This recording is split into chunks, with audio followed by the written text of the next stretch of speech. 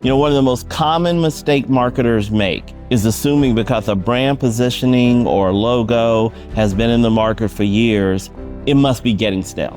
Well, if the stock market were to crash 100%, which has never happened in the history of mankind, then yes, theoretically, you could lose everything.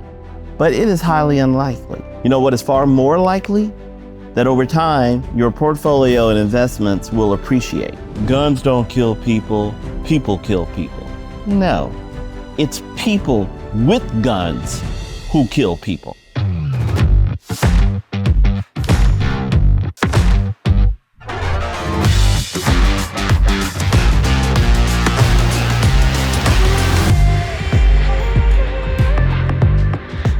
Hello again. Welcome to the Ruthless Truth. I'm your host, Truth Davis. In this forum, I share opinions, thoughts, truths on a wide variety of topics based on what I believe to be a unique life experience. And you can read the details about that in the notes or the bio. My intent is to share stories and hopefully provide some life and career lessons that will help you on your journey. And please follow me on Instagram at TruthDavis5. General format, I'll share some initial commentary on current news or just some thoughts. Then I'll have a deeper discussion on one topic in today's truth. And then I like to finish with an American history fun fact. Okay, so much going on in America and around the world. There were many news items I considered speaking to today, but I'm going to limit it to just two. First, amazingly, Cracker Barrel saga is still in the news. This is now a 3-week story. Never thought it'd go the distance. I find it somewhat amusing listening to all the people and media outlets offering opinions about companies and brands, because most of the voices I hear are from non-marketers. Of course, marketing consultants and academics have been featured and given a platform to opine. But again, most of these people lack practical and hands-on experience with brands. Now, I'm not upset that no one called me and asked me about my opinion, because to date, I have not made myself available for such things, although that may change next year. My first thoughts began with, while I'm no branding expert, and then I thought for a second, wait a minute. Yes, I am. In some future episode, I'll do a deep dive on branding, but for now, I just have a couple of points and advice for Cracker Barrel and other stewards of historic brands. Okay, first, don't get too smart. Generally speaking, CMOs and CEOs are intelligent people with impressive academic credentials and experience. But as I mentioned in an earlier episode, you're not the only smart person in the room, and don't let your arrogance be your downfall. If you remember nothing else, know this. The CMO does not determine who your brand is. Consumers and customers determine your brand. You are what they say you are. Now, of course, marketing teams can expend a lot of effort and expense on messaging to convince consumers who they are, and this is often quite successful. But your customers have the last word. Don't ever consider making a change without thoroughly researching it with the existing base. They're the ones who will give you permission to change or expand the brand. A brand is a promise from the company to the customer. And key components of this promise are to be consistent, predictable, respectful of the brand and the customer. Your customers have a relationship with your brand. Finally, if you do decide to make any changes to the brand, make damn sure you know why you are making the changes and what you are trying to accomplish. One of the most common mistake marketers make is assuming because a brand positioning or logo has been in the market for years, it must be getting stale. The marketers see it and work with it every day, and they start to get tired of it. Plus, it's very exciting to do something new. Developing and launching new marketing is fun, but you're not there to have fun. You have a responsibility to be a steward of the brand. Now, there are countless examples of companies getting this wrong, but one of my favorites is Jaguar. Jaguar, for decades and decades in the 20th century, was a high-end luxury car brand. However, due to the price and the image, the potential market for the car was limited, as most car buyers couldn't afford to buy a Jaguar. In 1989, Ford Motor Company purchased Jaguar, and one of its top priorities was to expand the market for the car by expanding the product line, including some lower price models, with some price points as low as $30,000. Now, while these actions successfully expanded Jaguar's reach into new customer segments, it created a problem with longtime, loyal Jaguar users. After seeing drivers in their 20s in Jaguars, the loyal customers didn't recognize their brand. They no longer felt their car brand was high-end or exclusive. The brand eroded. So marketers, be careful with your brand decisions. Sometimes the best thing to do is nothing. Okay, second topic today. And I'm very passionate about this subject, and it's guns. And let me first say, I am a gun owner. I have handguns as well as long guns. I enjoy shooting, and for the record, I am a great shot. So I'm in no way anti-gun. But when are we going to get realistic and practical? There are just some weapons that should not ever be available to the general public. The only purpose for an AR-15 is to efficiently and quickly kill large numbers of human beings. Similarly, why are we able to purchase 50-round and 100-round clips? Again, the only purpose of these items are mass killing. This has nothing to do with hunting or home defense. And I'm tired of this argument. Guns don't kill people, people kill people. No, it's people with guns who kill people. Then the second argument. Oh, this is a mental health issue. It's not a gun issue. I'm sorry, is the United States the only country in the world that has people suffering from mental illness? We have no monopoly on crazy. You can find crazy people in every country. So why is the U.S. the only country on the planet that regularly experiences mass shootings? What makes us so unique? Unfettered access to guns, especially those used for mass killings. I mean, I realize nothing is probably going to change. I mean, I vividly remember after Sandy Hook, my then 18-year-old said, "Dad, surely this will lead to some changes in gun laws." I mean, he killed young children. I didn't even hesitate with my response. I'm like, absolutely not. Nothing will change. I truly have little hope that anything will change anytime soon. But perhaps, if enough of us say something, maybe. Maybe. Okay, let's get to today's truth. In today's truth, I want to talk about financial education, and specifically how it pertains to your personal finances. A couple recent news items inspired me to discuss this today. And while this is not the most exciting and entertaining of topics, I believe the content is important and relevant to just about everyone. Okay, so first item. It's about former NBA player Meta Artest, who recently changed his name from Meta World Peace, although his birth name was Ron Artest. Anyway, Mr. Artest played 17 years in the NBA, and his career earnings exceeded $83 million. And that's not counting the money he made from off-the-court sponsorship deals.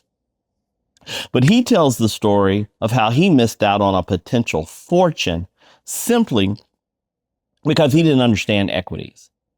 He was 27 years old and was in talks with Vitamin Water for a potential endorsement deal.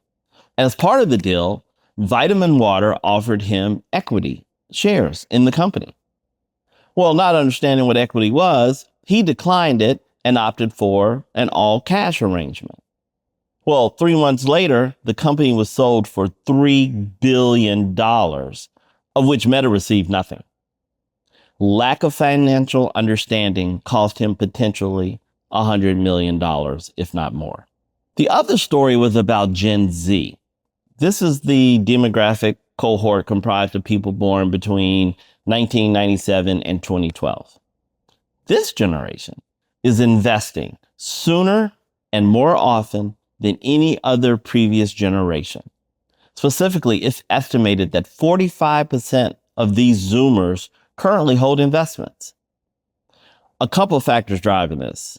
One, they have little confidence in government, employers, or other institutions in supporting them during times of need, financial need. Secondly, they see home ownership as out of reach. So they are looking at alternative paths to building wealth. I'm impressed with this young generation. And I realize the older generations need to up their game when it comes to personal finance, particularly saving and investing. Most Americans of all generations are sorely lacking in financial education. So today, I'd like to start the conversation and process of improving financial education so that you can make better choices for your financial situation. Now, by no means will this be comprehensive, but my intent is to provide enough perspective to get you started, and then you can take it further from here.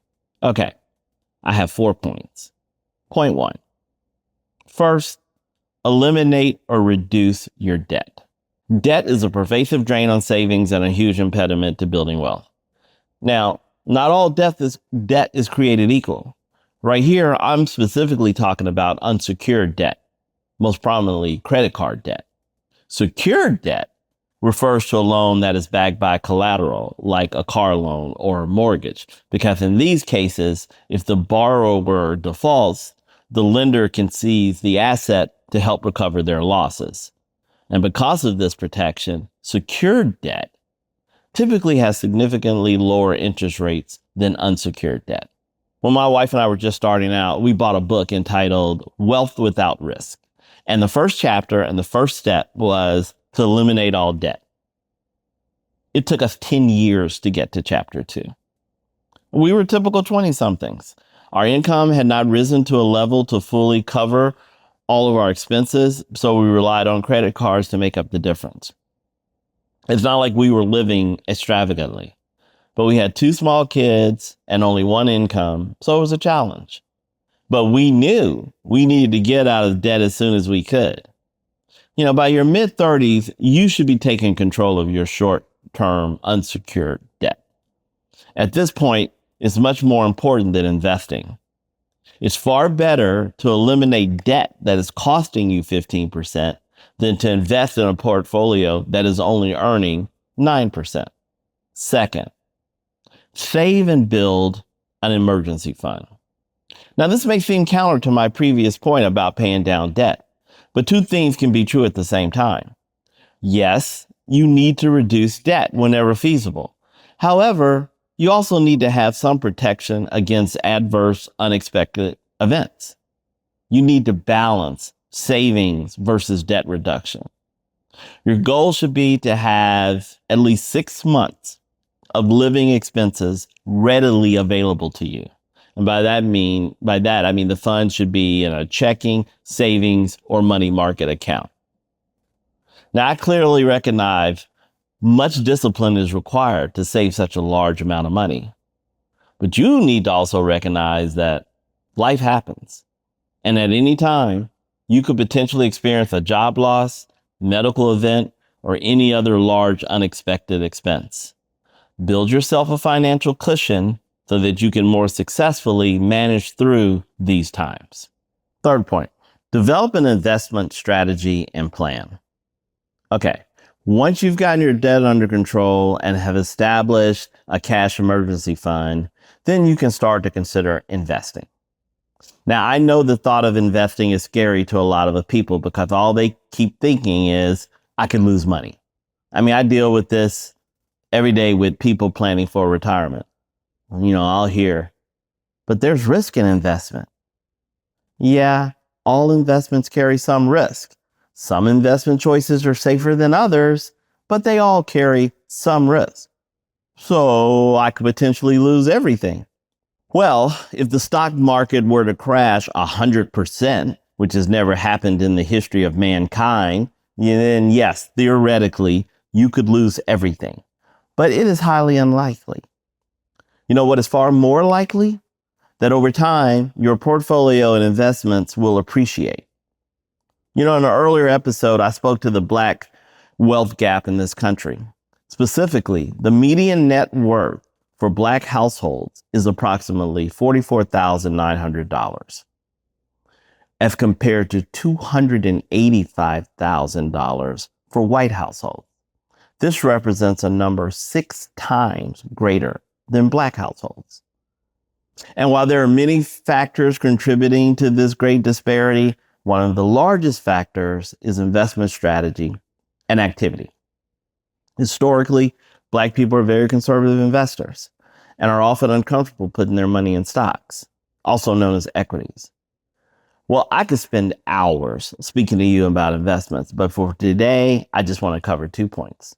I want to provide a basic overview of investing and then outline options for getting started or revising your investment approach. Okay, let's start with a definition. What is investing? All right. Well, as it pertains to financial matters, an investment is a purchase of stocks, bonds, real estate, or other assets to acquire capital gains, dividend distributions, or interest payments. So the expectation is that investment will result in asset appreciation, or simply said, you're going to make money on your money.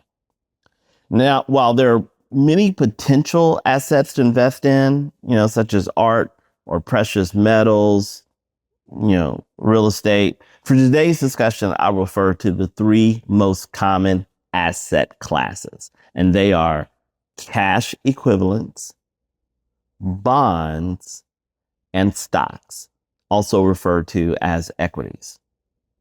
Okay, so describing these asset classes. Cash.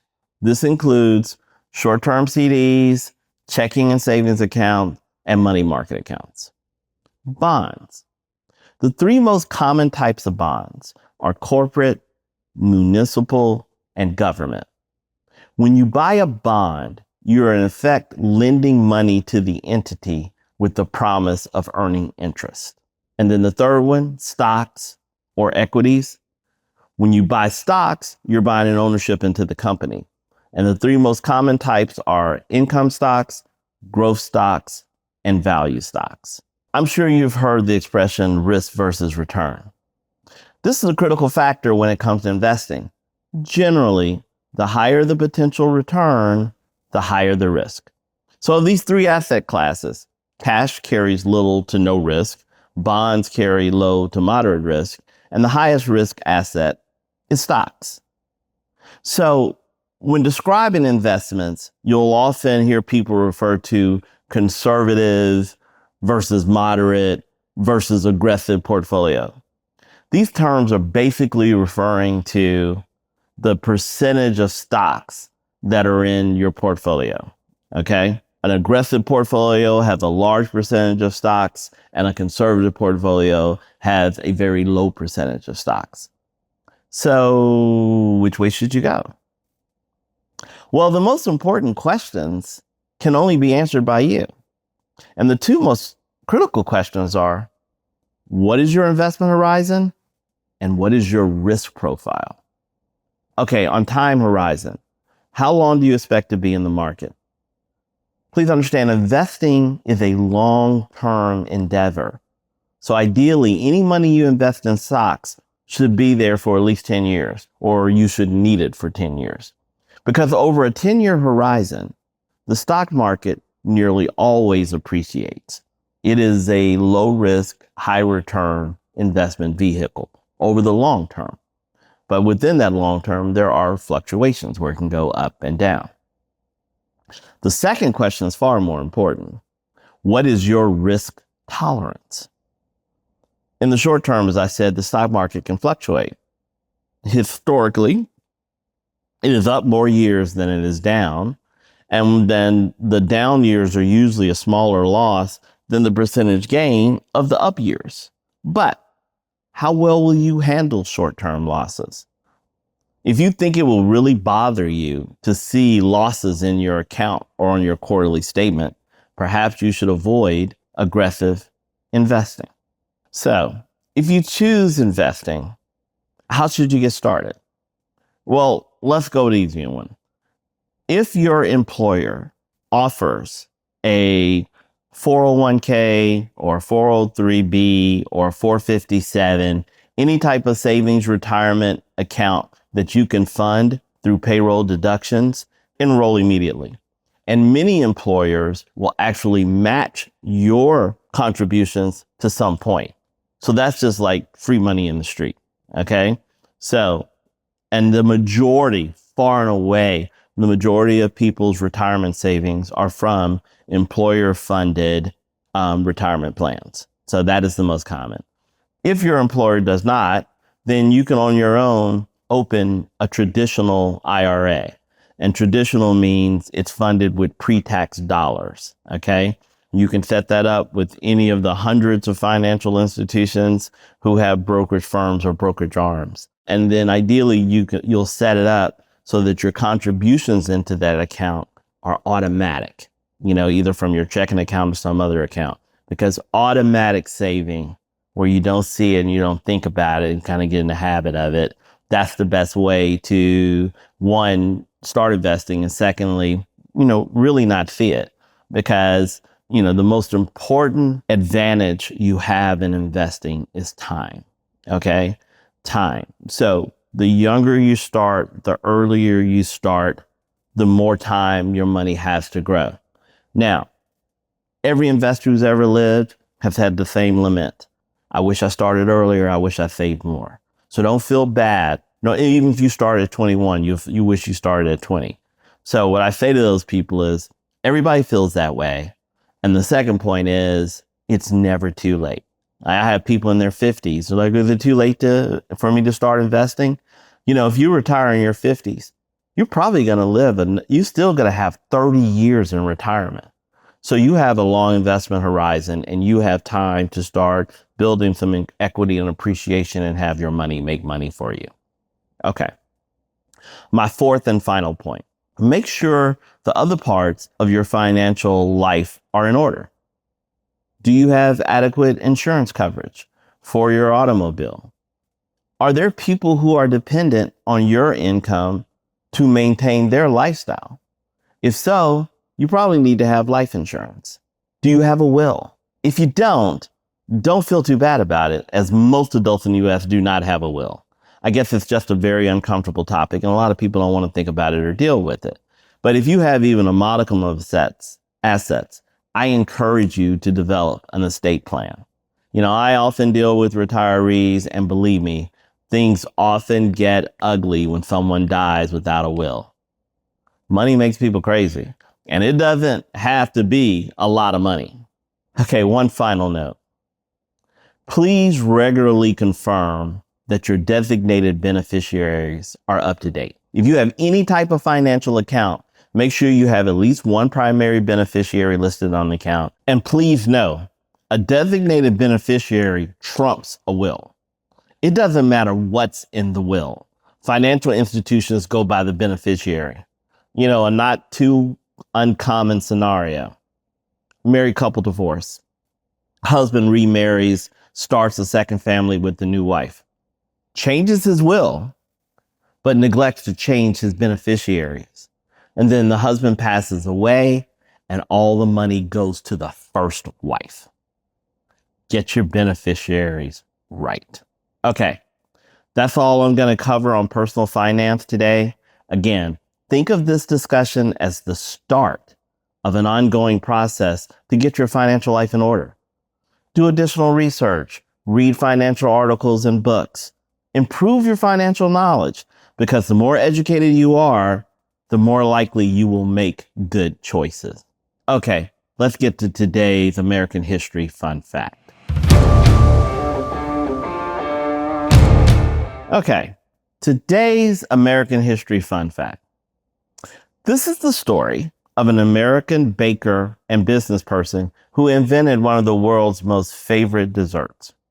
So, Ruth Jones Graves was born June 17, 1903 in Walpole, Massachusetts. After graduating from college in 1924, she taught home economics at Brockton High School and also worked as a hospital dietitian.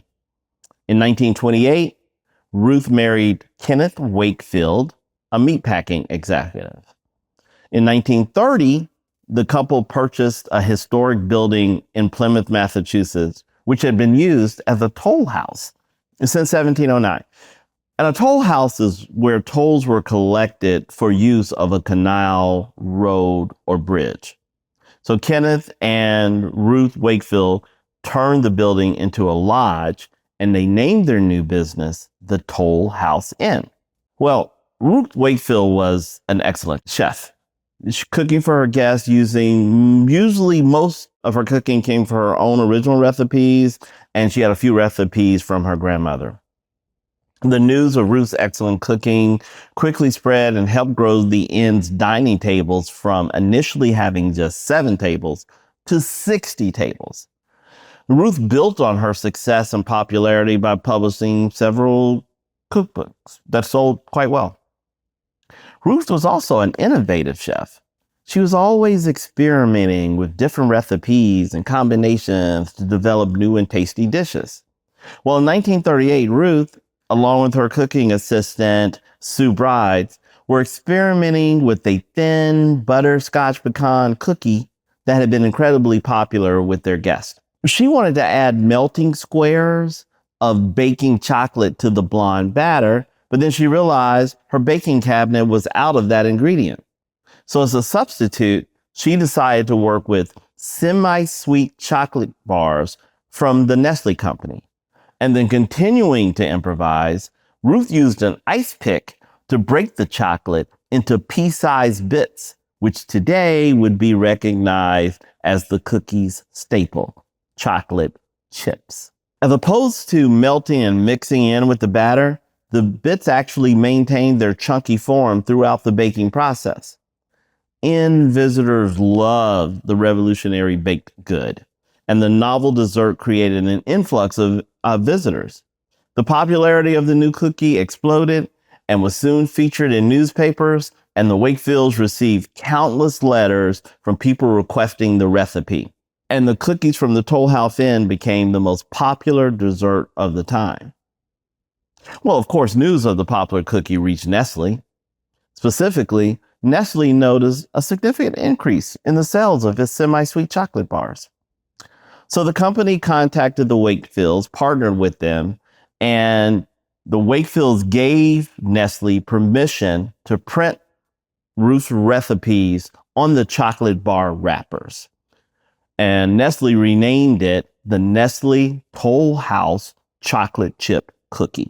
In exchange, the agreement provided Ruth with a lifetime supply of baking chocolate and a consulting deal with Nestle to develop new recipes. Now, there's a popular myth that Ruth invented the cookie by accident because she expected the chocolate to melt and then just make chocolate cookies. Ruth has dismissed these rumors, or did dismiss these rumors, and emphatically stated she created the cookies as intended. During World War II, the cookie's popularity soared when families sent care packages containing chocolate chip cookies to soldiers overseas, making it an international phenomenon. Ruth Wakefield retired in 1966 and sold the Toll House, which unfortunately later burned down in 1984. Ruth died in January 1977 at the age of 73. One final note. By 1983, the term Toll House cookie had become so common that a federal judge ruled it could no longer be trademarked, similar to terms like aspirin. or thermos. Okay, that's all I have today for you on the Ruthless Truth. Thank you. Thank you so much for listening. Remember to follow at Truth Davis 5. You can also engage on Facebook at Ruthless Truth. And there's also a YouTube channel, Ruthless Truth. And I look forward to talking to you soon. Take care, everybody.